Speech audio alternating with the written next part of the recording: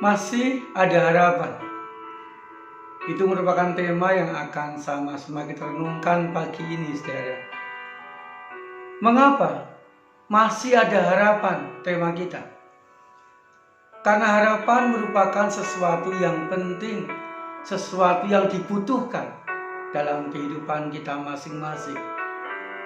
Saudara, selama masih ada harapan, maka kita mampu menjalani hidup dengan semangat, dengan tabah, dengan setia, menghadapi segala suka duka, menghadapi segala bahagia derita kehidupan kita masing-masing.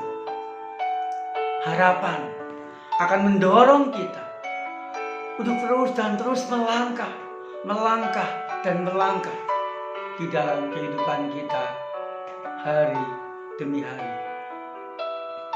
Saudara, bangsa Israel pada waktu itu hidup sebagai bangsa yang sudah mulai kehilangan harapan. Pada waktu itu, saudara, bangsa Israel menjalani hidup sebagai bangsa yang dihukum Tuhan. Karena dosanya, karena kesalahannya, bangsa Israel dibuang di Babel. Memang, saudara, di Babel bangsa Israel masih bisa bekerja. Banyak juga yang menjadi pegawai pemerintah. Banyak juga hidupnya mapan dan sebagainya. Tetapi secara jiwa, secara rohani, mereka kehilangan harapan. Yerusalem dan Bait Allah yang merupakan lambang kehadiran Tuhan, yang merupakan lambang penyertaan Tuhan, yang merupakan lambang cinta kasih Tuhan, hancur. Sehingga walaupun mereka berkecukupan, walaupun hidup mereka baik, tetapi mereka tidak lagi merasakan dan mengalami cinta kasih dan kehadiran Tuhan itu dalam hidup mereka. Saudara, ditambah tidak berpengharapan lagi karena mereka merasa tidak punya daya, tidak punya kekuatan untuk melawan Babel, tidak punya daya, tidak punya kekuatan untuk keluar dari penjajahan atau negara Babel itu. Saudara, di tengah-tengah keadaan yang seperti itu, Nabi Yeskiel dipanggil Tuhan. Nabi Yeskiel dibawa Tuhan, diperlihatkan oleh Tuhan.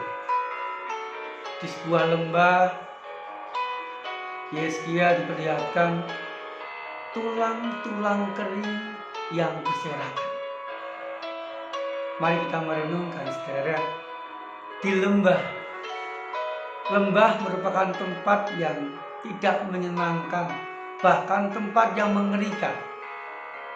Tulang-tulang kering merupakan tulang yang sudah tidak berguna, tidak berdaya.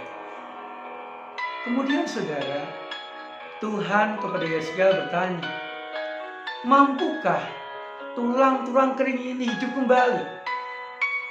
Kemudian Yeskiel menjawab, kalau engkau berkenan, maka tulang-tulang kering ini bisa hidup kembali.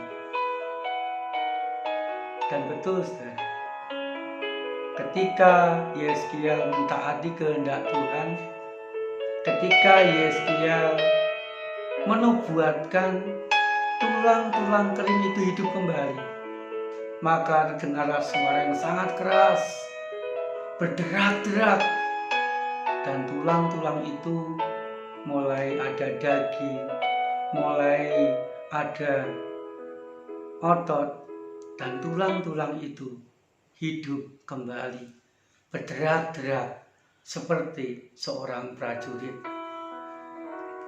Saudara, tulang-tulang kering itu menggambarkan keadaan bangsa Israel yang putus asa dan tidak berdaya.